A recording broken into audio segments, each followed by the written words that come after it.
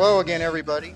I'm Rusty, aka William Robinson, aka Dr. Robinson, and I am the Blues Doctor. And this is my podcast, The Blues Doctor Recommends, and we're glad you're here. As the Blues Doctor, I like to tackle the problems associated with healthcare that are more troublesome or difficult to talk about, the kind that most analysts and podcasters won't tackle because it doesn't fit their bias. As Blues Doctor, I want to take on those kind of questions. I want to listen to as much factual and objective information as I can before making a decision. And then once I've made it, I'm going to stick to it despite whatever criticism comes my way. I grew up in a working class family and made my way through college and medical school, and then a 40 odd year career in medicine, including administration and research, education, direct patient care, and many other ways. So I have a bit of a unique perspective on healthcare in the US, and that's what I'd like to share with you. And I don't really fit into a neat left wing, right wing column of some sort, so you may be surprised at some of the conclusions I come to. So please sit back, relax, get something to drink, hit like and subscribe, ring the bell, and make sure you share your comments with us as well, and we'll get on with it.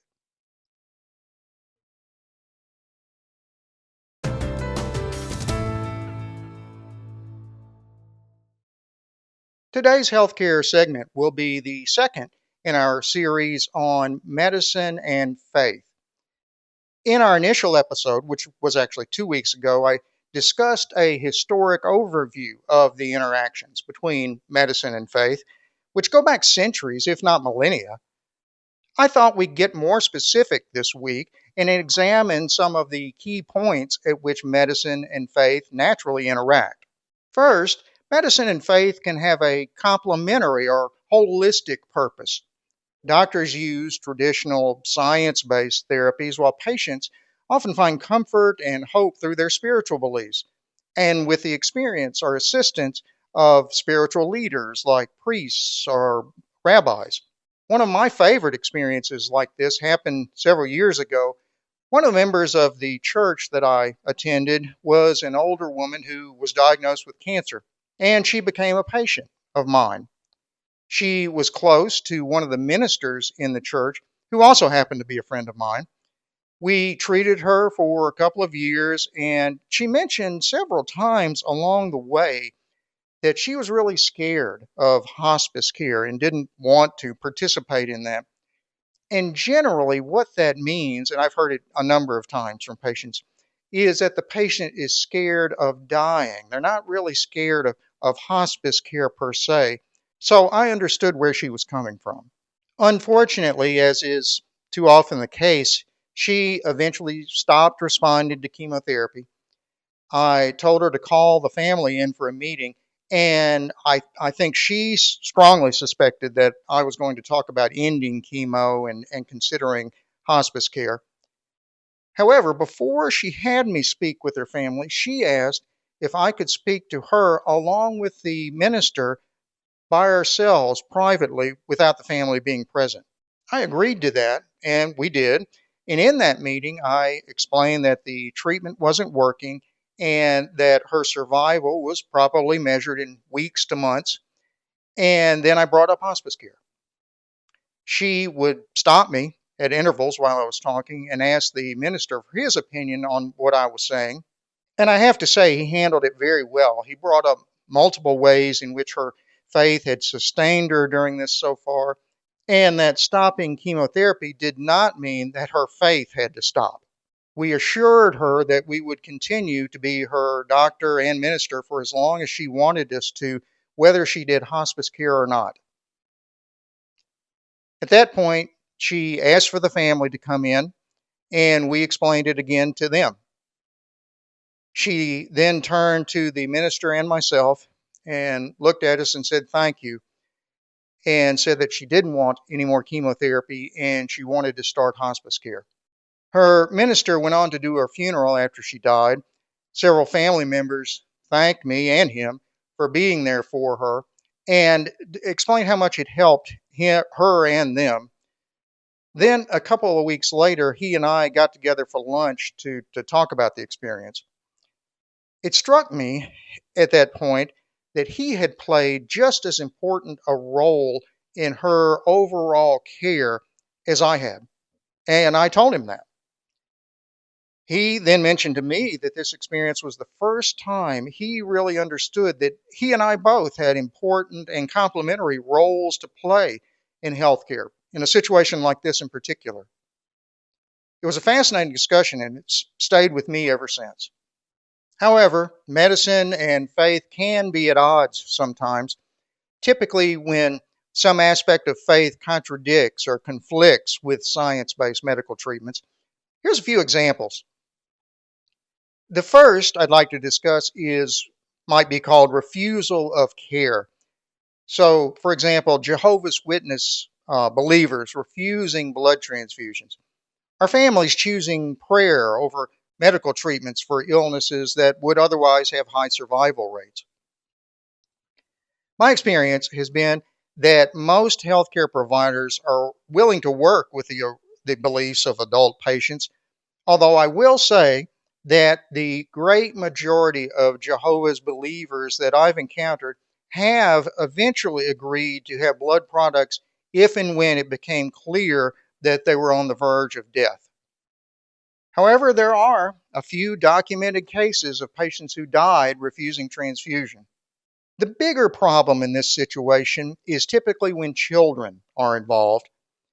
Then it can and has become a legal issue, and the courts have been involved in a number of these cases.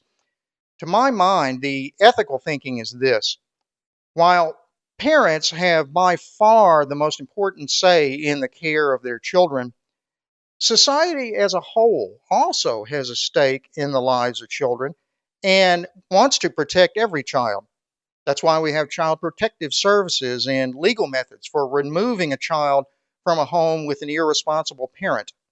The problem really occurs when a sincere parent has a religious belief that's very different from what most of society considers appropriate.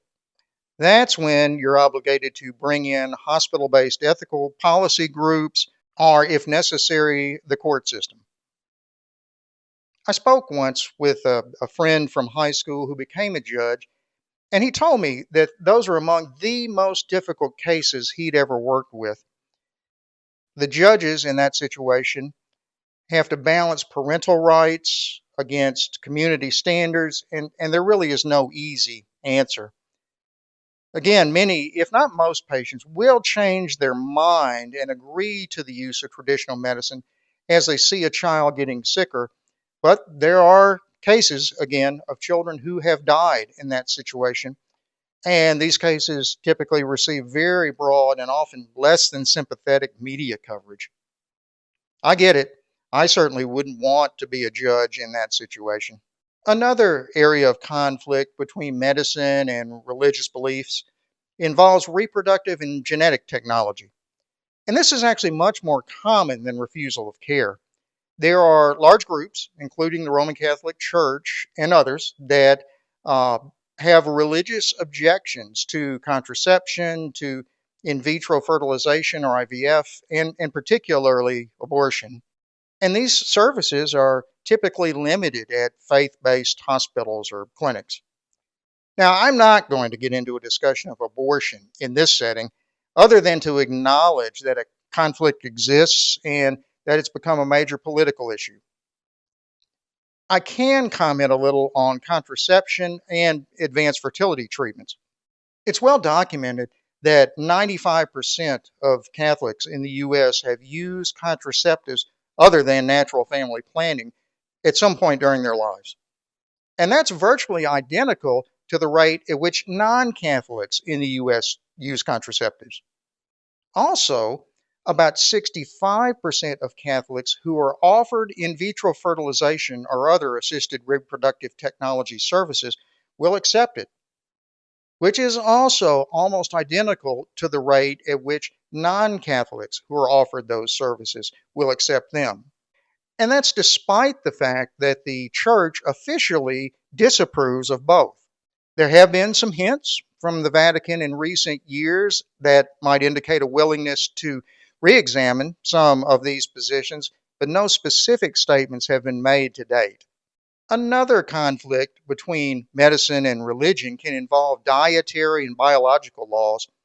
Some Muslim and Jewish communities have voiced objections to using pork derived products, and there are a few, some you might not have thought of, including heparin and replacement heart valves, and a number of others.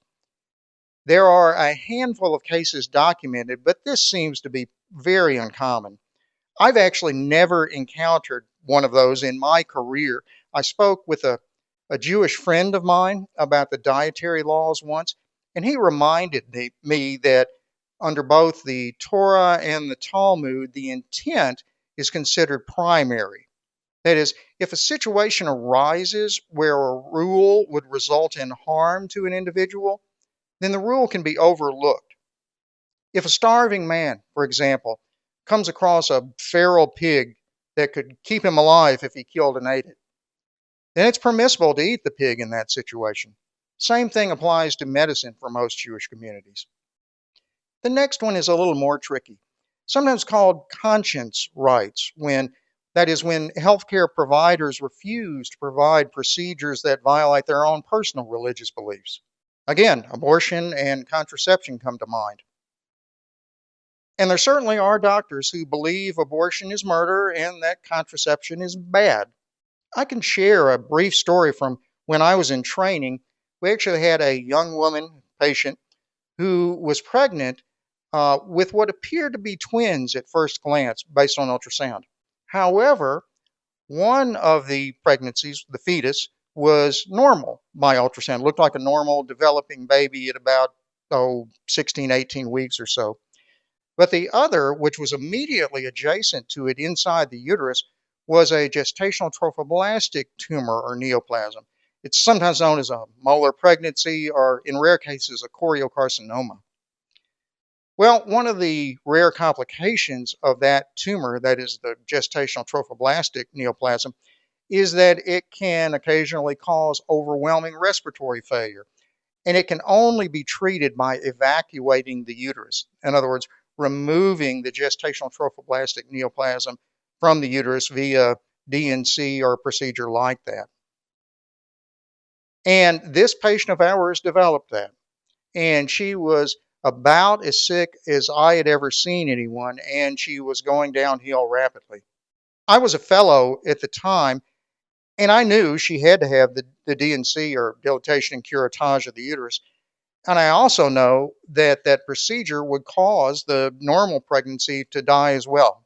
And there was virtually no way around that. And I knew my program director was strongly pro-life, and that was the guy I reported to. I went to him and explained the situation, and I was absolutely terrified. Let me tell you, he was so intimidating.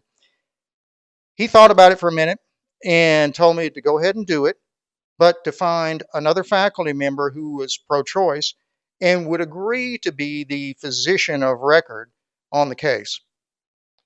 And I did that.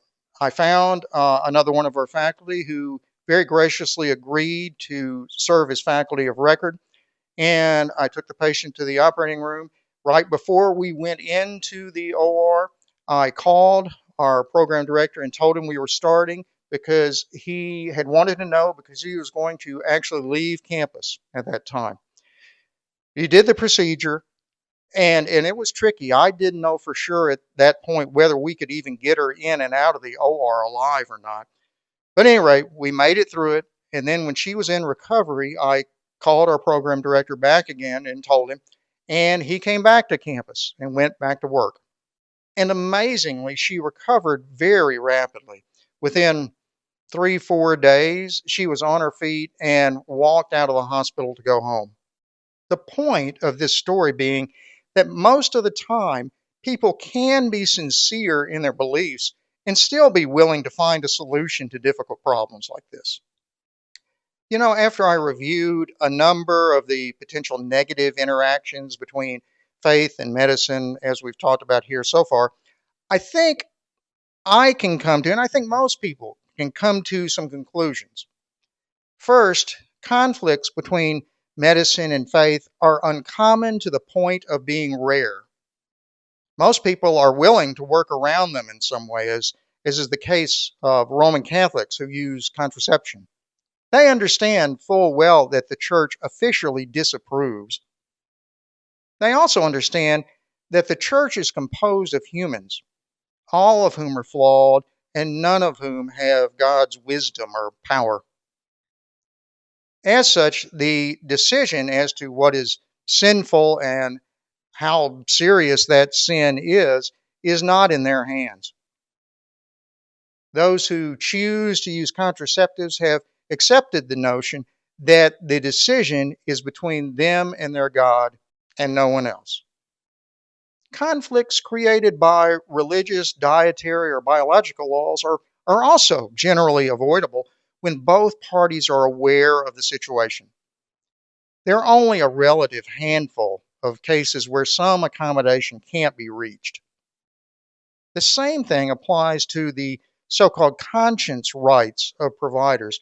Most providers who are unwilling to provide certain services because of religious reasons will bend over backwards to make sure that the patient understands that as early in the process as possible, and will bend over backwards to make sure that the patient finds another healthcare provider who will provide those services.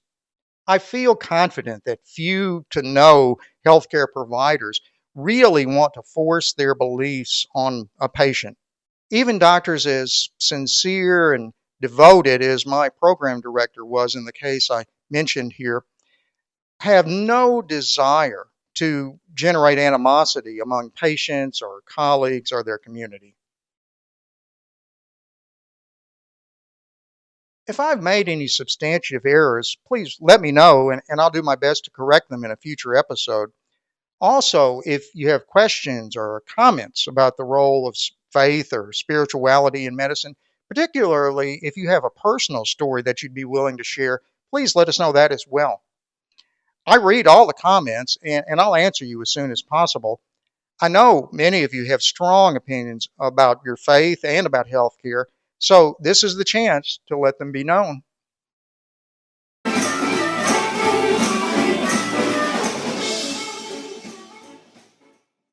Somebody asked me recently why I didn't include more clips of myself performing, and I told him I don't really do this for that purpose. I don't want to aggrandize myself. But I was out in the country on a camp out this past weekend, and I didn't get to see any live music.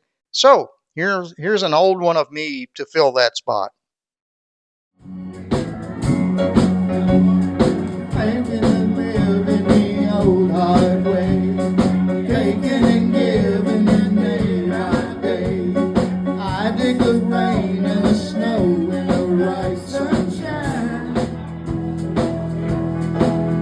Tracking the line. My dog Sam eats purple flowers, rain and snow and visits hours. I dig the rain and the snow and the bright sunshine. Tracking the line. Tracking the line.